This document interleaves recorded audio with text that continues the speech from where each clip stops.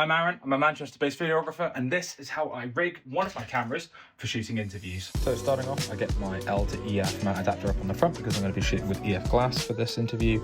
I get a magic arm up on the top of my monitor, a nice long one. I used to use a really short one that was driving me crazy, but now I've got plenty of room here. I get a clamp on the back for my SDI to HDMI converter because my monitor does not support SDI in, and I'm not paying for the very expensive module that Atmos make you buy.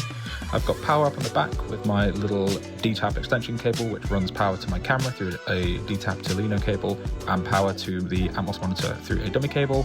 Then just make sure the cables are getting neatened up. I get my SSD and plug it onto the side. Really favorite. It's one of my favorite features actually of the PYXIS, the fact that you can record directly onto SSD. It's the same thing with I think most of their cameras. And then I'm just a bit faff with the rails because those weren't sticking far forward enough for me to get my focus wheel onto. I didn't bother with putting a matte box on this because usually when I'm doing these sorts of interviews for corporate stuff, I end up just putting most of the lights behind the camera anyway, so there's not really any concerns for flaring, but obviously if that becomes an issue, I just put it on. Now, it goes without saying, obviously, like how I would rig this, it very much always depends on the job.